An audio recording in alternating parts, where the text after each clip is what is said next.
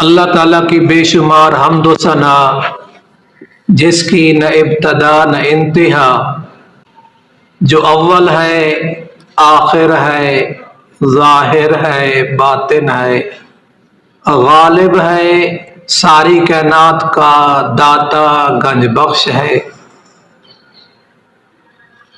مشکلیں حل کرنے والا مشکل کشا ہے، حاجتیں پوری کرنے والا حاجت روا ہے، سارے ارادے اور فیصلے کرنے پر پوری قدرت اور طاقت حاصل ہے، صمد اور بے نیاز ہے، جو سب کو کھلاتا ہے خود کھانے سے پاک ہے، سب کو پلاتا ہے خود پینے سے پاک ہے، سب کی ضروریات کو پورا کرتا ہے خود ضرورتوں سے پاک ہے، سب کے لیے ضروریات کا سامان مہیا کرتا ہے۔ اللہ تعالیٰ کی حمد و ثنا کے بعد امام الرسل سید الرسل افضل الرسل حضرت محمد الرسول اللہ صلی اللہ علیہ وسلم کی ذات اقدس اطہر پر ساری مخلوقات کی تعداد سے بڑھ کر تحفہ درود و سلام۔ اللہ کے نبی صلی اللہ علیہ وسلم کی سیرت کا آج 15واں درس اور سبق ہے۔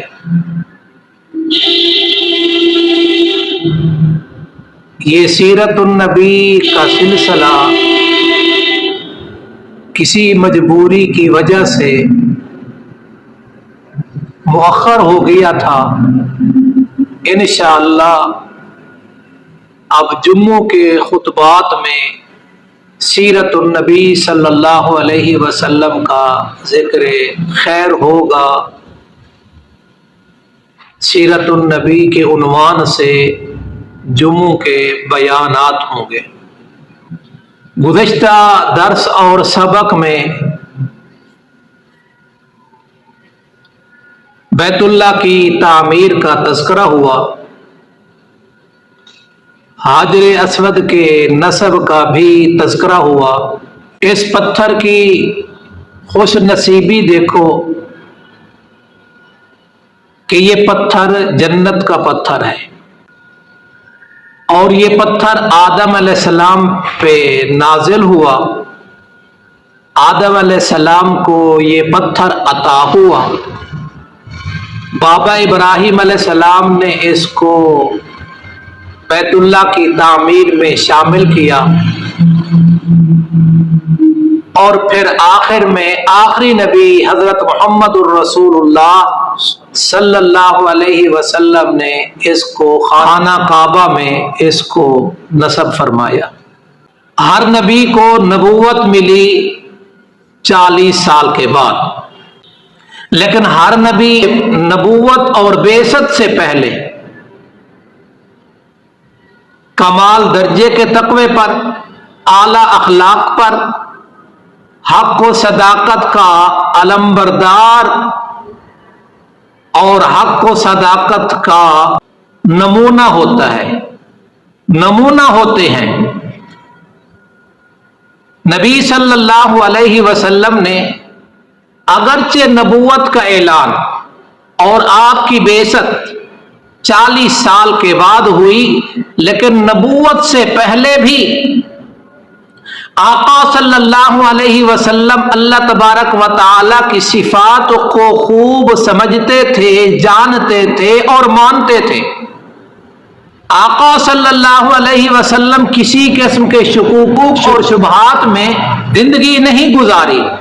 نبوت اور بعثت سے پہلے بھی آقا صلی اللہ علیہ وسلم حق، صداقت، دیانت، امانت اور شرافت والی کمال درجے کی زندگی گزاری ہے۔ عیسیٰ علیہ السلام اگرچہ بچپن میں یہ اعلان کیا تھا آتانی الکتاب وجعلنی نبیا، لیکن نبوت ملنے کی جو عمر ہے 40 سال کے بعد ملی۔ اس 40 کے عدد میں بھی بڑی حکمتیں ہیں۔ آقا صلی اللہ علیہ وسلم نے فرمایا جو شخص میری مسجد میں، مسجد نبوی میں 40 نمازیں ادا کرے گا، اللہ تبارک و تعالی اس کو نفاق سے بری کر دے گا۔ اور یہ بھی حدیث پاک میں آتا ہے کہ آقا صلی اللہ علیہ وسلم نے فرمایا جو شخص 40 دن تکبیر اولا کے ساتھ نماز پڑھے گا، اللہ تبارک و تعالی اس کو بھی نفاق سے بری کرے گا، اور ایک روایت میں آتا ہے جہنم سے برات کا بھی پروانہ عطا کرے گا۔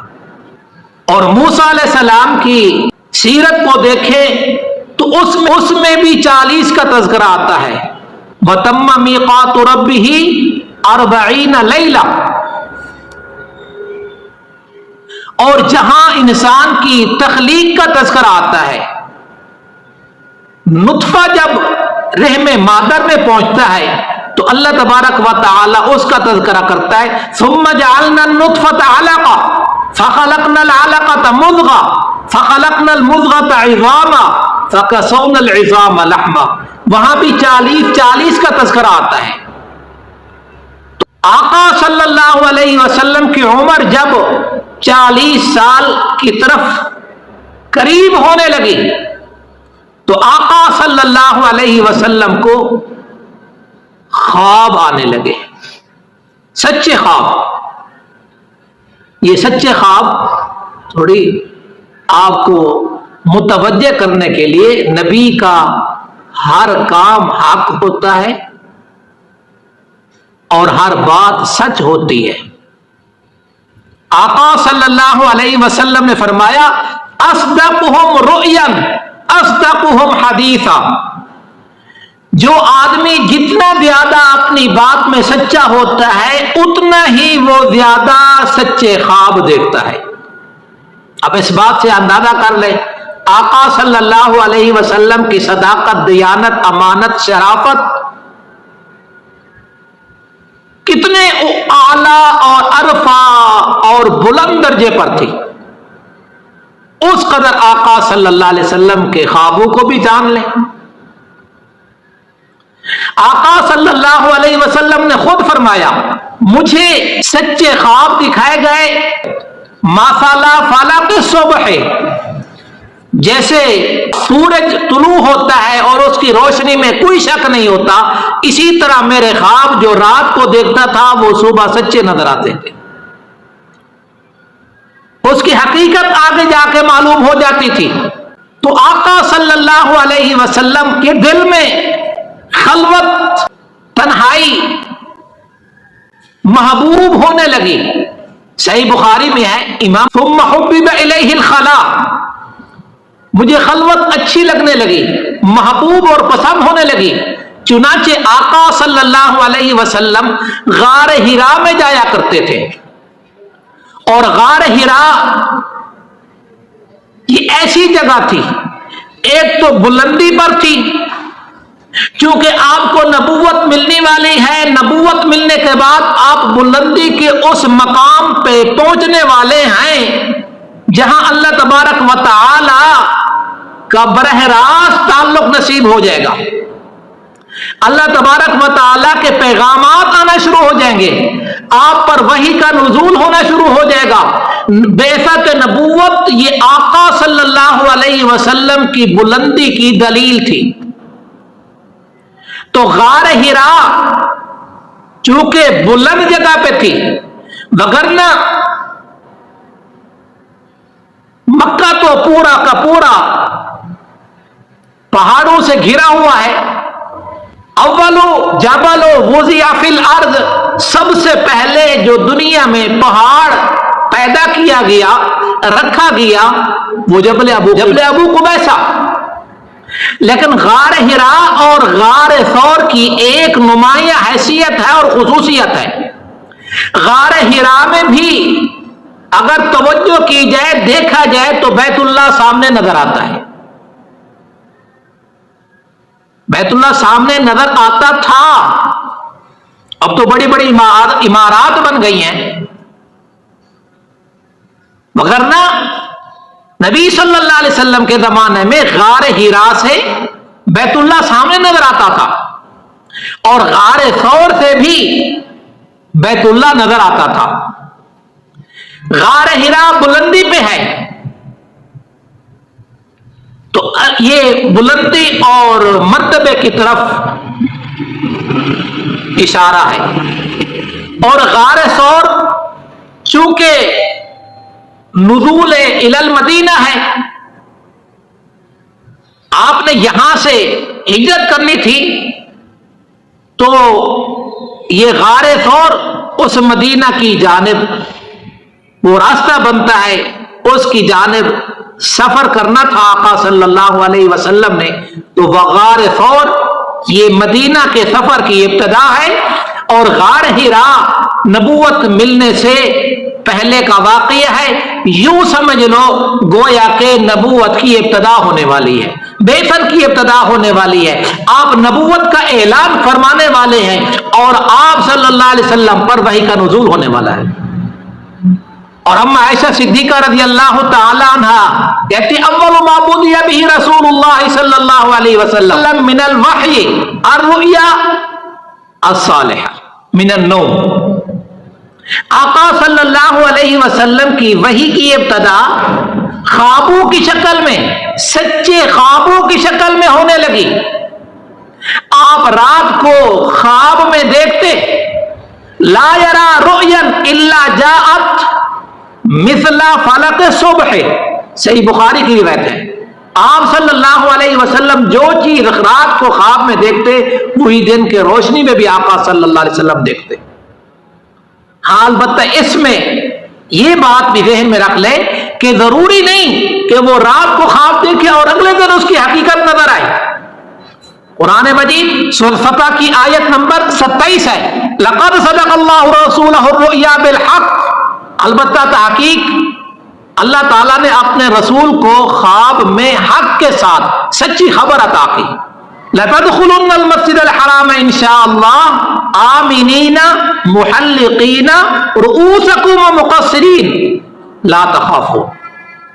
اگر اللہ تعالیٰ نے چاہا تو تم اپنے سر منڈواتے اور بال کٹواتے مسجد میں امن کے ساتھ داخل ہو جائیں گے.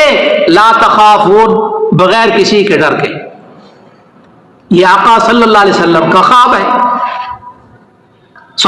اگلے دن آقا صلی اللہ علیہ وسلم نے صحابہ کے سامنے اس کا تذکرہ کیا. صحابہ عمرے کی تیاری شروع کر دی. صحابہ بھی مانتے تھے، جانتے تھے کہ آقا صلی اللہ علیہ وسلم کا خواب وحی کی مانند ہے. چنانچہ اب ہمیں یہ اشارہ ہے کہ ہم عمرے کی طرف جائیں. بیت اللہ بھی ہے، آبائی وطن بھی ہے، جائے پیدائش بھی ہے صحابہ کی، اور خاندان بھی ادھر ہے، بعض کے بال بچے بھی ادھر تھے.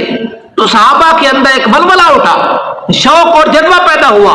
چنانچہ آقا صلی اللہ علیہ وسلم صحابہ کے ہمراہ سفر شروع کر دیا عمرے کا. کم و بیش 1500 صحابہ ساتھ تھے. حدیبیہ کے مقام پہ روک دیا.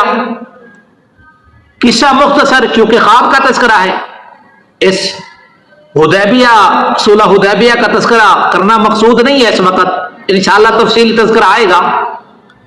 تو آقا صلی اللہ علیہ وسلم واپس جانے لگے عمرہ کیے بغیر. تو صحابہ کے دل میں خیال آیا خواب ہے، ہم واپس جا رہے ہیں، خواب حقیقت ہے، وحی کی مانند ہے، تو یہ کیا مسئلہ ہو گیا؟ تو آقا صلی اللہ علیہ وسلم نے فرمایا میرے صحابہ، میں نے خواب میں دیکھا عمرہ کر رہی ہے، یہ تو نہیں آج کر رہے ہیں، یہ تو نہیں دکھایا گیا کہ اسی مہینے میں کر رہے ہیں. عمرہ ضروری ہے، وہ ہو کر رہنا ہے. اس کی تعبیر کب ہوگی؟ مہینے کے بعد ہوگی یا 6 مہینے کے بعد ہوگی، وہ بعد کی بات ہے. اس کی تعبیر ہو کر رہنی ہے. چنانچہ 1 سال بعد آقا صلی اللہ علیہ وسلم نے عمرہ فرمایا. کچھ محدثین اور مورخین کی رائے اور بھی ہے. تو آقا صلی اللہ علیہ وسلم خواب دیکھا کرتے تھے،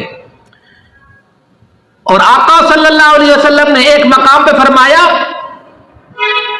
انا دعوت ابی ابراہیم، میں اپنے بابا ابراہیم علیہ السلام کی دعا ہوں.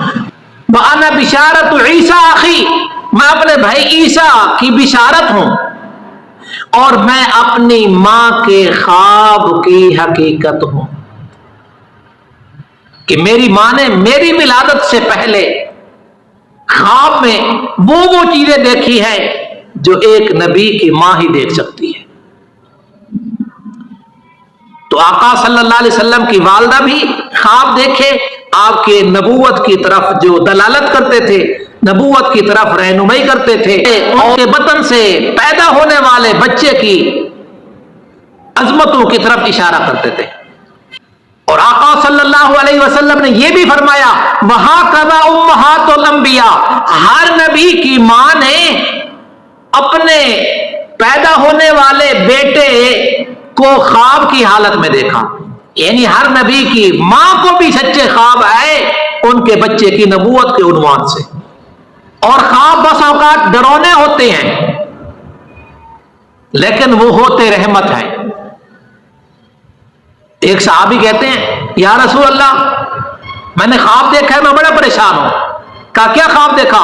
کہا یا رسول اللہ میں نے دیکھا ہے آپ کے جسم کا کوئی حصہ کٹا اور بی بی فاطمہ کی گود میں آ گیا، اور بی بی فاطمہ کا حصہ، جسم کا حصہ کٹا میری گود میں آ گیا۔ تو آقا صلی اللہ علیہ وسلم نے فرمایا یہ تو اچھا خواب ہے، اس میں پریشان ہونے کی کیا بات ہے؟ فاطمہ میرے جسم کا حصہ ہے، میری بیٹی ہے، فاطمہ کے جسم کا حصہ ان کا بیٹا ہوگا جو تیری گود میں آئے گا، تو اس کی پرورش کرے گا اور اس کو کھلائے گا۔ یہ تو اچھا خواب ہے۔ اور خواب نبوت کا 40واں حصہ ہے۔ آقا صلی اللہ علیہ وسلم کی اپنی زندگی کا معمول تھا کہ آقا صلی اللہ علیہ وسلم فجر کی نماز پڑھانے کے بعد اپنا رخ مبارک مقتدیوں یعنی صحابہ کی طرف کر لیتے، اور آقا صلی اللہ علیہ وسلم پوچھتے ہاں بھی آج کس نے کیا خواب دیکھا ہے؟ صحابہ اپنا خواب بتاتے، آقا صلی اللہ علیہ وسلم اس کی تعبیر بتاتے۔ اور یوسف علیہ السلام کیا کہہ رہے ہیں؟ علمنی من تاویل الاحادیث، اللہ نے مجھے خوابوں کی تعبیر کا علم عطا کیا ہے۔ تو آقا صلی اللہ علیہ وسلم صبح خواب کا آپ کی مجلس میں فجر کی نماز کے بعد خوابوں کا تذکرہ ہوتا۔ علامہ ابن سیرین رحمۃ اللہ علیہ خواب کی تعبیر کے امام تھے، ان کے زمانے میں ایک خواب کا تذکرہ آتا ہے کہ ایک آدمی نے خواب دیکھا کہ میرے گھر میں میری چارپائی کے نیچے ایک بہت بڑی تغاری ہے، لوہے کا بہت بڑا کوئی برتن ہے، اس میں انگارے جل رہے ہیں۔ وہ ڈرے اور علامہ ابن سیرین رحمۃ اللہ علیہ کے پاس آئے کہ ایسے میں نے خواب دیکھا، میرے گھر میں میری چارپائی کے نیچے انگارے پڑے ہوئے ہیں، ایک بہت بڑا برتن، لوہے کے برتن میں۔ تو علامہ ابن سیرین رحمۃ اللہ علیہ فرمایا گھبرانے کی ضرورت نہیں ہے، تجھے نعمتیں ملنے والی ہیں، مال و دولت ملنے والا ہے، یہ اچھا خواب ہے۔ کچھ وقت گزرا، ایک اور آدمی آیا، اس نے سیم یہی خواب دیکھا کہ میری چارپائی ہے، اس کے نیچے انگارے ہیں، دہک رہے ہیں۔ تو علامہ ابن سیرین نے کہا، اس کی تعبیر دی کہ تجھے کوئی مصیبت آنے والی ہے، تیرے گھر کی چھت گرنے والی ہے۔ تو وہاں بیٹھے ہوئے تھے تو ان میں سے کسی نے کہا حضرت 3-4 مہینے پہلے ایک شخص آیا، اس کو آپ نے اور تعبیر دی، اس کو آپ نے اور تعبیر دی، خواب تو سیم تھا۔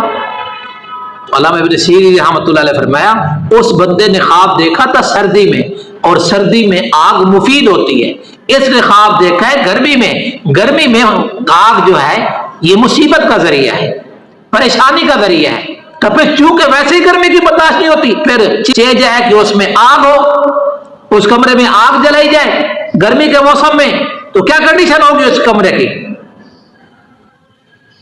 اور خواب کی علماء کرام نے کئی قسمیں لکھی ہیں۔ ایک خواب رحمانی اور ربانی ہوتا ہے، اور ایک خواب الغاف و احلام ہوتا ہے، اور ایک خواب جس کا پہلے تذکرہ ہو چکا ہے نبیوں کا ہوتا ہے۔ چنانچہ حدیث پاک میں آتا ہے ان رؤیا الانبیاء وحی، انبیاء کا خواب وحی کی مانند ہوتا ہو۔ پھر آقا صلی اللہ علیہ وسلم نے آگے خود آیت مبارکہ کی تلاوت فرمائی، انی ارا فی المنام انی اذبحک فانظر ماذا تری۔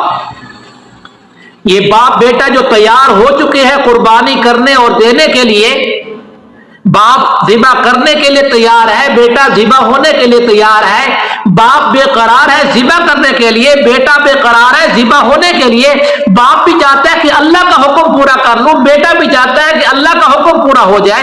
تو یہ سارا معاملہ تھا کیا؟ فی المنام۔ یہ ابراہیم علیہ السلام نے خواب کی حالت میں یہ دیکھا تھا۔ تو آقا صلی اللہ علیہ وسلم کا یہ فرمان بھی آتا ہے، من رآنی فی المنام فإنہ یرانی فإن الشیطان لا یتمثل فی صورتی۔ جس بندے نے مجھے دیکھا، خواب کی حالت میں دیکھا، پکی بات ہے اس نے مجھ ہی کو دیکھا۔ کیوں؟ شیطان میری صورت کبھی اختیار نہیں کر سکتا۔ میں اس حدیث سے بھی ختم نبوت کا تذکرہ کروں گا، کیونکہ آقا صلی اللہ علیہ وسلم نے فرمایا لا یتمثل فی صورتی، شیطان میری صورت نہیں اختیار کر سکتا۔ کسی اور نبی کی نفی نہیں فرمائی، آقا صلی اللہ علیہ وسلم فی صورتی۔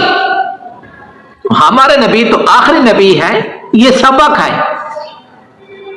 جیسے کھانا ضرورت ہے، پینا ضرورت ہے، اس سبق کا تذکرہ کرنا، اس کو رپیٹ کرنا، اس کی اشاعت کرنا، اس کی پبلسٹی کرنا، یہ کھانے اور پینے اور ٹھنڈ حاصل کرنے سے اور سردیوں میں گرمی حاصل کرنے سے زیادہ ضروری ہے۔ جو آدمی رات کو سویا اور صبح اس کی آنکھ کھلی اور اس کا دل کہتا ہے کہ یہ رات جو میں نے خواب دیکھا آقا صلی اللہ علیہ وسلم ہی کو دیکھا، تو بے شک اس نے آقا صلی اللہ علیہ وسلم کو ہی دیکھا۔ ہاں کچھ لوگ ہوتے ہیں دیکھتے کچھ اور ہیں، بتاتے کچھ اور ہیں۔ خواب کے بارے میں دو باتیں اور بھی ذہن میں رکھ لیں۔ جس نے جھوٹ موٹ کا خواب بیان کرنے کی کوشش کی، افترا علی اللہ، اس نے اللہ تعالیٰ پر جھوٹ باندھا۔ اور دوسری بات، آقا صلی اللہ علیہ وسلم نے فرمایا من کذب علی متعمدا فلیتبوأ مقعدہ من النار۔ جس نے میرے بارے میں جھوٹ بولا وہ اپنا ٹھکانہ جہنم میں بنائے۔ وہ آقا صلی اللہ علیہ وسلم کی بات سنانے میں، حدیث پیش کرنے میں آقا صلی اللہ علیہ وسلم کا ارشاد بنا کر سناتا ہے، لیکن وہ ارشاد نہیں ہوتا، وہ آدمی بھی اپنا ٹھکانہ جہنم میں بنائے۔ اور جس آدمی نے خواب میں نہیں دیکھا اور وہ کہتا ہے میں نے خواب میں دیکھا، وہ بھی اپنا ٹھکانہ جہنم میں بنائے۔ آقا صلی اللہ علیہ وسلم کو خواب آنا شروع ہو گئے، آپ صلی اللہ علیہ وسلم خلوت کو پسند کرنے لگے۔ ایک دن جو غار حرا سے آئے نا، آقا صلی اللہ علیہ وسلم بڑے غمگین تھے، بڑے پریشان تھے۔ جب گھر پہنچے تو حضرت خدیجہ رضی اللہ تعالی عنہا نے دیکھا، ام المومنین، سب سے پہلی رفیق حیات، سب سے پہلی مومنوں کی ماں، دیکھا اور دیکھتے ہی پہچان گئی۔ سبحان اللہ، خدیجہ کو بھی یہ اللہ تبارک و تعالیٰ نے اعراض بخشا تھا، وہ آقا صلی اللہ علیہ وسلم کے چہرے کو دیکھ کر پہچان جایا کرتی تھی۔ پوچھا آپ پریشان ہیں، غمگین نظر آ رہے ہیں، آپ کے چہرے پر افسردگی ہے؟ تو آقا صلی اللہ علیہ وسلم نے فرمایا خدیجہ میرا ایسی قوم سے گزر ہوا جو بھوکے تھے، جن کے بدن پہ مکمل کپڑے نہیں تھے، جن کے پاؤں میں جوتے نہیں تھے، میں ان کی یہ کنڈیشن دیکھ کر میں غمگین ہو گیا ہوں، میں ان کی اس حالت کو دیکھ کر غمگین ہوں۔ حضرت خدیجہ نے کہا لا تحزن، اے میرے سرتاج غمگین ہونے کی ضرورت نہیں ہے، آپ تشریف فرماؤ۔ تو اس موقع پر آپ کا یار وفادار حضرت ابو بکر صدیق بھی وہیں تشریف فرما تھے، حضرت علی رضی اللہ تعالیٰ عنہ تو پھر رہتے ہی وہیں تھے۔ یہ آقا صلی اللہ علیہ وسلم کی پرورش میں تھے، یہ پروردہ تھے۔ تو اما خدیجہ نے مسیرہ نامی اپنے غلام کو بلایا اور کہا لے آؤ اندر سے مال، درہم دینار، سونے چاندی کے سکے۔ درہم لا رہا ہے، دینار لا رہا ہے۔ آقا صلی اللہ علیہ وسلم اس طرف بیٹھے ہوئے تھے، ابو بکر صدیق اس طرف بیٹھے ہوئے تھے، خدیجہ کا غلام جو تھا وہ درمیان میں درہم دینار سونے چاندی کے ڈھیر لگا دیے۔ اتنے ڈھیر لگ گئے کہ آقا صلی اللہ علیہ وسلم ابو بکر صدیق کو نہیں دیکھ سکتے، ابو بکر صدیق آقا صلی اللہ علیہ وسلم کو نہیں دیکھ سکتے، وہ بیچ میں اتنی ڈھیر لگ گیا۔ خدیجہ نے کہا اے میرے سرتاج یہ مال ہے، میرا سب کچھ آپ پہ قربان ہے، میری جان میرا مال سب کچھ آپ کو قربان ہے۔ تو آقا صلی اللہ علیہ وسلم نے وہ مال پھر ان لوگوں میں تقسیم کیا۔ تو آقا صلی اللہ علیہ وسلم کی یہ رفیق حیات، اس نے بھی آقا صلی اللہ علیہ وسلم کا ساتھ دیا، اور جب آپ غار حرا میں جایا کرتے تھے، آپ کا اگر ارادہ ہوتا زیادہ دن ٹھہرنے کا تو آپ کھانے پینے کی اشیاء ساتھ لے جاتے تھے۔ اما خدیجہ ان کو تیار کر کے باندھ کے ٹیفن اور ڈونگے کی شکل میں ساتھ دے دیا کرتی تھی، اور آپ کا کچھ اور زیادہ دن رہنے کا ارادہ ہوتا تو اس غار حرا کے قریب نیچے حضرت خدیجہ کا رشتہ دار رہتے تھے، خاندان والے رہتے تھے، تو اما خدیجہ رضی اللہ تعالیٰ عنہ ان گھر میں چلی جاتی تھی، پھر آقا صلی اللہ علیہ وسلم کے پاس آمد و رفت رکھتی تھی، اور جس چیز کی ضروریات ہوتی اما خدیجہ رضی اللہ تعالیٰ وہ چیزیں آقا صلی اللہ علیہ وسلم کو پہنچایا کرتی تھی۔ اور یہ حضرت خدیجہ رضی اللہ تعالی عنہ وہ خوش نصیب عورت ہے جس نے محمد بن عبداللہ کو اپنی آنکھوں سے محمد الرسول اللہ صلی اللہ علیہ وسلم ہوتا ہوا دیکھا ہے۔ آقا صلی اللہ علیہ وسلم کہا کرتے تھے، یاد کیا کرتے تھے مدنی زندگی میں حضرت عائشہ رضی اللہ تعالی عنہ اور دیگر ازواج مطہرات کے ہونے کے باوجود یہ فرمایا کرتے تھے حضرت خدیجہ کی سہیلیوں کو یہ چیز بھیج دو، حضرت خدیجہ کی بہنوں کو یہ چیز بھیج دو۔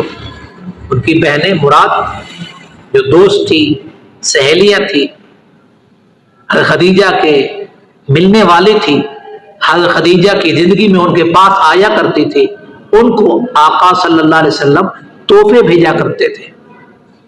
ایک دفعہ عائشہ رضی اللہ تعالی عنہ نے پوچھا یا رسول اللہ ہم جیسی جوان موجود ہیں، آپ پھر اس بوڑھیا کو یاد کرتی ہیں؟ آقا صلی اللہ علیہ وسلم نے فرمایا عائشہ جب سارا عرب میرا دشمن تھا اس وقت خدیجہ نے میرا ساتھ دیا، اور خدیجہ نے جھولیاں بھر بھر کے میرے حکم پر، میری منشا پر اپنا مال لٹا دیا۔ تو پھر یہ سلسلہ چلتا رہا، آقا صلی اللہ علیہ وسلم جو بعثت کے زمانے کے قریب ہوتے چلے گئے تو آقا صلی اللہ علیہ وسلم کے خوابوں کا سلسلہ بھی جاری رہا، آپ صلی اللہ علیہ وسلم نے خلوت کو بھی جاری رکھا۔ پھر اعلان نبوت ہوگا، یعنی کہ نبوت ملنے کا جو وقت آئے گا وہ 40 سال مکمل ہوں گے، آپ کی بعثت ہوگی، آپ صلی اللہ علیہ وسلم اعلان نبوت فرمائیں گے، اور آپ پر وحی کا نزول ہوگا، اور آپ کے وحی کا نزول ہونے کے بعد آپ صلی اللہ علیہ وسلم لوگوں کو اللہ تعالیٰ کی طرف بلائیں گے۔